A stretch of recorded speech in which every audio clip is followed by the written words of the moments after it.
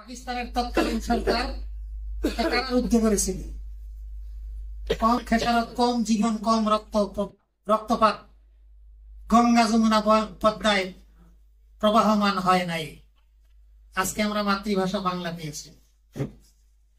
ভাষা হিসাবে জাতিসংঘের ভাষা হিসাবে স্বীকৃতি দেওয়ার জন্য চেষ্টা চলছে। 2006 সালে মাননীয় প্রধানমন্ত্রী এর উদ্যোগে 6 না 9 সালে সম্ভবত, আমি তারিখটা মেনশন করতে পারতেছি না, আন্তর্জাতিক মাতৃভাষা হিসাবে স্বীকৃতি ইউনেস্কো কর্তৃক গৃহীত হয়। মাতৃভাষায় কথা বলার জন্য ঢাকা বিশ্ববিদ্যালয়ের সমাবর্তন অনুষ্ঠানে তৎকালীন governor general Mohammad Ali Jinnah declare দিছিল, Urdu and Urdu shall be the state language of Pakistan। তখন বাংলার দামাল ছেলেরা হাত পা উঁচে বলছে no no no.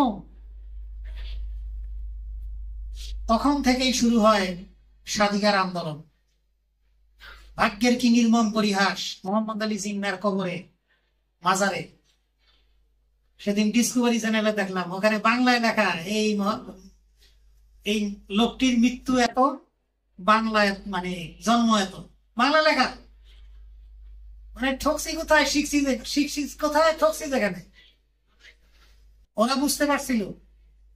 Doctor Mohammad Shahidullah বলছিল যদি রিলিজিয়াস গ্রাউন্ডে স্টেট ল্যাঙ্গুয়েজ হয় তাহলে সেটা হবে আরবি, আর যদি সংখ্যাগরিষ্ঠের প্রেক্ষিতে যদি ভাষা হয় রাষ্ট্রভাষা তাহলে সেটা হবে বাংলা।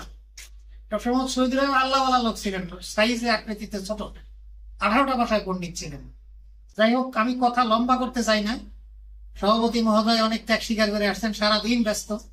ওনার রাত্রি 12টা থেকে ওনার কার্যক্রম শুরু। আমি ওনাকে বিরক্ত করব বা কষ্ট দেবো এটা আমি আশা করি না। আমার আনন্দ লাগতেছে যে উনি ত্যাগ স্বীকার করে আমাদের মাঝে, আমাদের ইমামদের মাঝে উনি আসছেন।